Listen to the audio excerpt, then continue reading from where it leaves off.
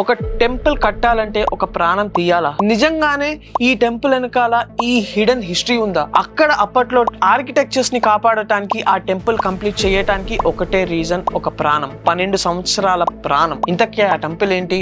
Hi hello నమస్తే, welcome to know it know with your Samrat in తెలుగులో. ఇప్పటి వరకు మనము చాలా టెంపుల్స్ హిస్టరీస్ తెలుసుకున్నాం, వాటి బ్యూటీస్ తెలుసుకున్నాం, వాటి మిస్టరీస్ కూడా తెలుసుకున్నాం. కానీ ఒక టెంపుల్ కట్టాలంటే ఒక ప్రాణం తీయాలా? నిజంగానే ఈ టెంపుల్ వెనకాల ఈ హిడెన్ హిస్టరీ ఉందా? ఎందుకు ఇండియన్ టెంపుల్ హిస్టరీలో ఈ హిస్టరీ, ఇప్పుడు నేను చెప్పబోయే విషయము దాచబడింది? అక్కడ అప్పట్లో ఆర్కిటెక్చర్స్ ని కాపాడటానికి ఆ టెంపుల్ కంప్లీట్ చేయటానికి ఒకటే రీజన్, ఒక ప్రాణం, 12 సంవత్సరాల ప్రాణం. ఒక అబ్బాయి తనని తాను త్యాగం చేసుకొని ఆ టెంపుల్ ని కాపాడాడు. ఇంతకే ఆ టెంపుల్ ఏంటి? అదే కోనార్క్ టెంపుల్, ఒడిస్సాలో. మరి స్టార్ట్ చేసేద్దామా? సో కోనార్క్ టెంపుల్ అనగానే అందరికి గుర్తొచ్చేది ఏంటి? ఇదొక హిస్టారికల్ టెంపుల్. ఇది ఒడిశాలోనే beautiful temples and Indian beautiful temple లో ఇది ప్రత్యేక స్థానం అనేది ఉంది. అండ్ అక్కడ ఐడల్ ఎప్పుడు లాబియేట్ అవుతూ ఉంటుంది, అంటే గాల్లో తేలుతూ ఉంటుంది అనుకుంటారు అక్కడ జనాలు. లాబియేట్ ఎలా అవుతుందంటే అక్కడ ఉన్న స్టాచ్యూ అనేది మ్యాగ్నెట్ అండ్ మెటల్స్ తో చేసే కారణంగా అది లాబియేషన్, లైక్ గాల్లో తేలుతూ వచ్చింది. అండ్ ఆ గాల్లో తేలే ఆ క్రమం కూడా ఈ టెంపుల్ పైన ఉన్న గోపురము కంప్లీట్లీ మెటల్, అంటే ఒక ఐరన్ అండ్ మ్యాగ్నెట్ తో కలిపి చేసింది కాబట్టి ఆ కింద ఐడల్ కి కూడా ఆ పవర్, ఆ లావియేషన్ అనేది వచ్చింది అని చెప్పుకుంటారు అక్కడ జనాలు. ఇది కాకుండా ఆ టెంపుల్ చుట్టూ 24 వీల్స్ ఉన్నాయి, 24 వీల్స్ ఉన్నాయి. ఆ 24 వీల్స్ సమయాన్ని, మంత్ ని అండ్ ఇయర్ ని కూడా చెప్తూ ఉంటాయి అని చెప్తూ ఉంటారు. సో ఇదేనా కోనార్క్ టెంపుల్ అంటే? కానీ ఇంకొక నిజం కూడా దాచేశారు అక్కడ జనాలు. అక్కడ చాలా తక్కువ మందికి తెలిసిన ఒక కథ అయితే ఈ కోనార్క్ టెంపుల్ గోడల పైన ఉంది. ఈ కోనార్క్ టెంపుల్ కంప్లీట్ చేయడానికి 12 సంవత్సరాల అబ్బాయి త్యాగం, ఆ రక్తపు మరకలు ఇంకా ఈ టెంపుల్ హిస్టరీలో అలా ఉండిపోయినాయి. ఇప్పుడు దాని గురించి మీ ముందుకు మాట్లాడుతున్నాను. ఈ 12 సంవత్సరాల అబ్బాయి ఎవరు అంటారా? యాక్చువల్ గా ఇది నేను ఒక మూవీ స్టోరీ లాగా చెప్తాను. ఓపెన్ చేస్తే అది 13th సెంచరీ. అప్పట్లో రాజు నరసింహదేవ, ఆయన ఈస్టర్న్ గంగా డైనాసిటీకి కింగ్ అనమాట. ఆయన ఎజెండా ఒకటే, ఆయన ఉన్న ఊరు ఒక ప్రత్యేకత రావాలి అని చెప్పి బ్యూటిఫుల్ కన్స్ట్రక్షన్స్ అనేవి స్టార్ట్ చేశాడు. అలాగనుకుని ఈ కోనార్క్ టెంపుల్ ని కూడా స్టార్ట్ చేశాడు. దేశాలు నలుమూలల నుంచి ఆర్కిటెక్చర్స్ ని, శిల్పుల్ని తీసుకొచ్చాడు. వాళ్ళకి అతి తక్కువ గడువు ఇచ్చి ఒక ప్రత్యేకమైన టెంపుల్ అనేది క్రియేట్ చేయమన్నాడు. అండ్ ఇక్కడ ఈ రాజు ఒడిశా మొత్తము సూర్య భగవానుడికి ప్రీతికరంగా మార్చాలనుకున్నాడు. సో ఈ సూర్య భగవానుడి టెంపుల్ కన్స్ట్రక్ట్ చేయాలి అని చెప్పి ఆర్కిటెక్చర్స్ కి అయితే ఆర్డర్ ఇచ్చేసారు. ఆర్కిటెక్చర్స్ కూడా చాలా సంవత్సరాలు కూర్చొని ఇంకా టెంపుల్ అయితే స్టార్ట్ చేస్తారు.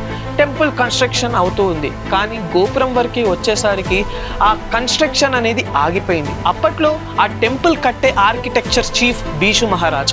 సో ఈయన మొత్తం టెంపుల్ అయితే కన్స్ట్రక్ట్ చేశారు, కానీ పైన ఉన్న గోపురం, దాన్ని కలస అంటారనమాట. సో ఆ కలసం పైకి పెట్టడానికి ఫెయిల్ అయ్యాడు. ఇఫ్ ఇన్ కేస్ ఏ మాత్రం ఒక రాంగ్ యాంగిల్లో పెట్టినా మొత్తం టెంపుల్ అనేది కొలాప్స్ అయిపోతుంది. ఆయనకి ఏం చేయాలో తోచట్లేదు. రాజు ఇచ్చిన టైం కూడా అయిపోతుంది. అప్పట్లో రాజులు ఏమాత్రం సమయం ఇచ్చేవారు కాదు. ఇచ్చే సమయంలోనే పని జరగకపోతే వాళ్ళు చంపేసేవారు, లేదంటే పనిష్మెంట్స్ ఇచ్చేవారు. ఇది మన అందరికీ తెలిసిందే. అయితే ఈ టెంపుల్ కన్స్ట్రక్షన్ టైం కూడా అయిపోయేసరికి బీషు మహారాజ్ కి చాలా టెన్షన్ పట్టేసుకుంది. ఏం చేయాలో తోచలేదు. అప్పుడు కథలోకి దిగాడు ఈ చిన్నపాటి హీరో, 12 సంవత్సరాలున్న అబ్బాయి. ఈ అబ్బాయి ఎవరంటారా? ఆ అబ్బాయి పేరే ధర్మపాద. అయితే ఈ బీషు మహారాజ్ కొడుకు ఆయన. ఈ టెంపుల్ కన్స్ట్రక్షన్ కాకముందే బీషు మహారాజ్ ఆ ఫ్యామిలీని వదిలేసి, ఆయన సొంత ఫ్యామిలీని వదిలేసి ఈ టెంపుల్ కన్స్ట్రక్షన్ పైన కూర్చున్నాడు. చిన్నప్పుడు నుంచి ఆ ఫాదర్ ఎలా ఉంటాడో తెలియకుండా పెరిగాడు ఆ అబ్బాయి. ఆ లమ్మ చెప్పిన ఒకటే ఒక మాట, మీ నాన్న కోనార్క్ టెంపుల్ కన్స్ట్రక్షన్ లో ఉన్నారు, అక్కడే మీ నాన్న ఉంటారు, నువ్వు కావాలంటే వెళ్ళి ఆయన అక్కడే కలువు అని చెప్పేసరికి ఆ పిల్లోడు ఆ ఊరు నుంచి ఒడిశా రావటం జరిగింది. ఆ అబ్బాయి ప్రయాణం చావుకి అని ఆ అబ్బాయి తెలుసుకోలేకపోయాడు. అండ్ ఈ అబ్బాయి చిన్నప్పుడే ఆర్కిటెక్చర్ అనేది పామ్ ట్రీస్ నుంచి నేర్చుకున్నాడు. ఆ పామ్ ట్రీ ఉన్న స్ట్రక్చర్ నుంచి ఒక ఆర్కిటెక్చర్ ఎలా ఉండాలి, ఒక స్టోన్ ని ఏ యాంగిల్లో పెడితే అది కరెక్ట్ గా మౌల్డ్ అవుతుంది అని తెలుసుకున్నాడు ఈ పిల్లోడు. ఈ పిల్లోడే ఆ టెంపుల్ ఫ్యూచర్ అవుతారని మాత్రం అక్కడ కన్స్ట్రక్షన్ చేస్తున్న ఎవ్వరూ ఊహించలేకపోయారు. ఆ అబ్బాయి ఇంకా గడువు అయిపోతుంది అనే సమయంలో లాస్ట్ నైట్ ఆఫ్ టెంపుల్ ఉన్నప్పుడు ఆ అబ్బాయి రీచ్ అయ్యాడు కోనార్క్ టెంపుల్ దగ్గరికి. వాళ్ళ నాన్నని గుర్తుపట్టాడు. వాళ్ళ నాన్న దగ్గరికి వెళ్ళి సమస్య ఏంటో తెలుసుకున్నాడు. కానీ వాళ్ళ నాన్న చెప్పే విషయం ప్రేమ కన్నా భయం ఎక్కువ కనిపించింది ఆ అబ్బాయికి. ఆ కోనార్క్ టెంపుల్ ని ఎలాగైనా కన్స్ట్రక్ట్ చేయాలి, ఎలాగైనా కంప్లీట్ చేయాలి అన్న వాళ్ళ నాన్న తపన ఆ అబ్బాయి అర్థం చేసుకున్నాడు. నైట్ అందరు పడుకున్న తర్వాత ఈ ధర్మపాద టెంపుల్ పైకి ఎక్కాడు అనమాట.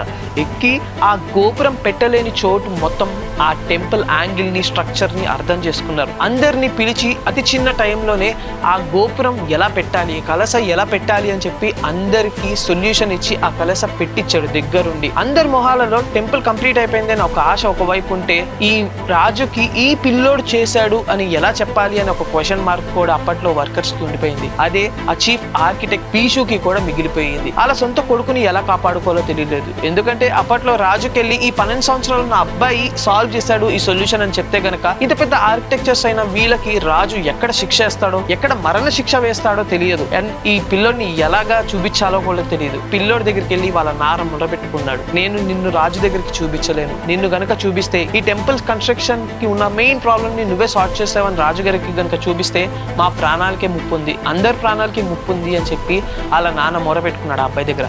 ఏ మాత్రం ఆలోచించకుండా ఆ అబ్బాయి వెంటనే ఆ గోపురం పైకి ఎక్కాడు. గుడి మొత్తం చూసుకున్నాడు, చాలా ప్రౌడ్గా ఫీల్ అయ్యాడు. గుడి మొత్తం చూసుకున్నారు, వాళ్ళ నాన్నని చివరాఖరిగా ఒక్కసారి చూసుకున్నాడు. ఆ 12 సంవత్సరాల అబ్బాయి వాళ్ళ అమ్మ మాట కూడా వినలేదు. వాళ్ళ అమ్మకి ఏ మాట చెప్పకుండా కేవలం ఆ గుడి హిస్టరీ కాపాడటానికి, ఆ రాజు నుంచి ఆ వర్కర్స్ని, ఆ చీఫ్ ఆర్కిటెక్ట్ బీషోని కాపాడటానికి, సొంత నాన్న మాట వినకుండా అందరినీ కాపాడటానికి ఈ గుడి పక్కనే ఉన్న చంద్రబాగ్ అనే ఒక రివర్లోకి ఆ అబ్బాయి దూకిశాడు.